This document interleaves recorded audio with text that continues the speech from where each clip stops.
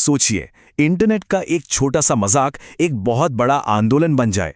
आज की इस चर्चा में हम एक ऐसी ही कमाल की कहानी पर बात करने वाले हैं, जहां एक वायरल जोक कैसे एक विशाल डिजिटल विरोध में बदल गया और अब उसे भारी सरकारी सेंसरशिप का सामना करना पड़ रहा है। ये कहानी हास्य, तकनीक और युवाओं की आवाज का एक बहुत ही दिलचस्प मिश्रण है। तो चलिए सीधे मुद्दे पर आते हैं।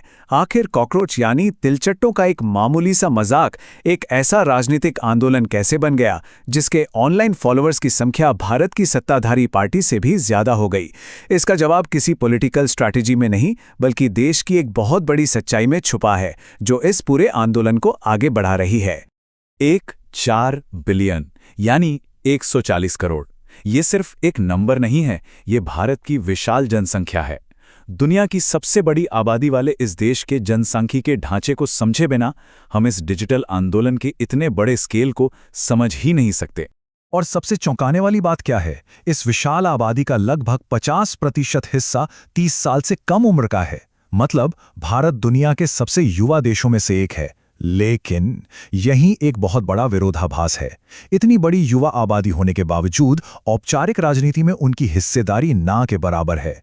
मेन स्ट्रीम पॉलिटिक्स से ये दूरी युवाओं के भीतर एक गहरी निराशा और खुद को सिस्टम से बाहर महसूस करने की भावना पैदा करती है, जो इस पूरे डिजिटल विरोध की असली नींव है। भाग 1, निराशा की चिंगारी। आइए देखते हैं कि ये सब शुरू कैसे हुआ। जब युवा खुद को मुख्यधारा की राजनीति से कटा हुआ महसूस करते हैं और ऊपर से बेरोजगारी का सामना कर रहे होते हैं, तो असंतोष पनपना बिल्कुल स्वाभाविक है। इस पूरे मामले में चिंगारी तब लगी जब रिपोर्ट्स के मुताबिक भारत के मुख्य न्यायाधीश ने कथित तौर पर बेरोजगार युवाओं की तुलना कीड़ों यानी इंसेक्ट से कर दी। हालांकि यहां यह साफ करना बहुत जरूरी है कि उन्होंने बाद में स्पष्टीकरण दिया था कि उनका इशारा सिर्फ उन लोगों की तरफ था जिनके पास फर्जी डिग्रियां हैं, ना कि सभी युवाओं की तरफ। लेकिन तब तक बेरोजगार युवाओं के बीच इस बात का गहरा असर हो चुका था। भाग 2, अपमान को अपनी पहचान बनाना। अब इस स्लाइड पे जरा गौर करते हैं, ये बहुत दिलचस्प है। अक्सर जब किसी समूह को अपमानित किया जाता है तो वो गुस्से में या अपना बचाव करते हुए रिएक्ट करते हैं, लेकिन इन युवाओं ने कुछ बिल्कुल अलग किया। उन्होंने इस कथित अपमान को एक बैज ऑफ ऑनर की तरह पहन लिया और यहीं से जन्म हुआ कॉकरोच जनता पार्टी या CJP का। ये एक पैरोडी ग्रुप है जो 2014 से सत्ता में मौजूद प्रधानमंत्री नरेंद्र मोदी की भारतीय जनता पार्टी पर व्यंग्य करता है। ये ग्रुप बड़े ही मजाकिया अंदाज में खुद को आलसी और बेरोजगारों की आवाज होने का दावा करता है।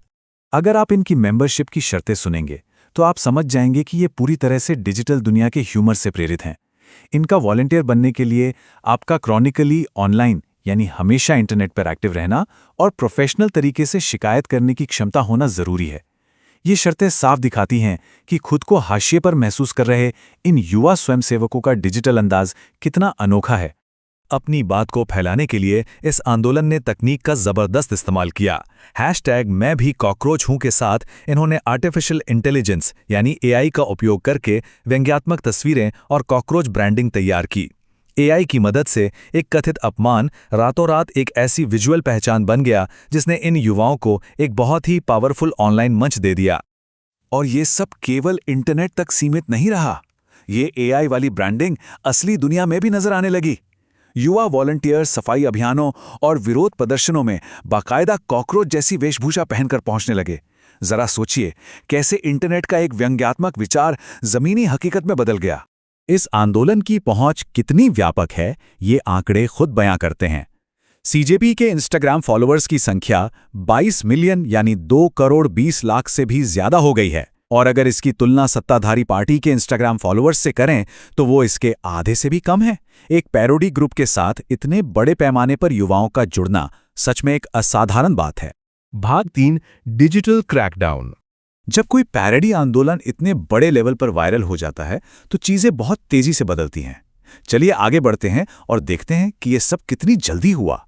CJP वेबसाइट लॉन्च होती है, कुछ ही दिनों में वो 20 मिलियन ऑनलाइन फॉलोअर्स तक पहुंच जाते हैं और फिर अचानक भारत में उनकी वेबसाइट ब्लॉक कर दी जाती है और उनके ऑफिशियल X अकाउंट पर रोक लग जाती है। यह सब महज कुछ ही दिनों के अंदर हो गया। वेबसाइट ब्लॉक होने से इस डिजिटल मूवमेंट को एक बहुत बड़ा झटका लगा और सेंसरशिप की गति का सीधा प्रमाण मिला। पॉलिटिकल कम्युनिकेशंस के रणनीतिकार और बोस्टन यूनिवर्सिटी के छात्र, जो इस समूह के संस्थापक भी हैं, अभिजीत दीपके, उन्होंने इस क्रैकडाउन को लेकर कई बड़े दावे किए हैं। उनका कहना है कि भारतीय अधिकारियों ने उनकी वेबसाइट को हटा दिया। उनका एक्स पेज, जिस पर 2 लाख से ज्यादा फॉलोअर्स थे, उसे कानूनी मांग का हवाला देकर रोक दिया गया। इतना ही नहीं, पर्सनल और ग्रुप के इंस्टाग्राम अकाउंट्स को भी हैक करने की कोशिश की गई। इन कदमों ने निश्चित रूप से इस आंदोलन की रफ्तार को प्रभावित किया है। इस भारी भरकम सरकारी सेंसरशिप पर सीजेपी के संस्थापक ने एक बहुत ही सीधा सा सवाल पूछा। वे कॉकरोच से इतना डरते क्यों हैं? ये एक सवाल इस व्यंग्यात्मक आंदोलन और कानूनी मांगों के बीच पैदा हुए तनाव को बहुत ही प्रभावी ढंग से उजागर करता है। भाग 4, डिजिटल विरोध का एक रूप। इस पूरे घटनाक्रम को हम महज एक इंटरनेट जोक मानकर खारिज नहीं कर सकते। ये संघर्ष साफ दिखाता है कि कैसे एक पैरोडी, आर्थिक हताशा और खुद को सिस्टम से बाहर महसूस करने वाले युवाओं के लिए एक असली डिजिटल विरोध का मंच बन सकती है। और ऐसा लगता है कि यह आंदोलन आसानी से खत्म नहीं होगा।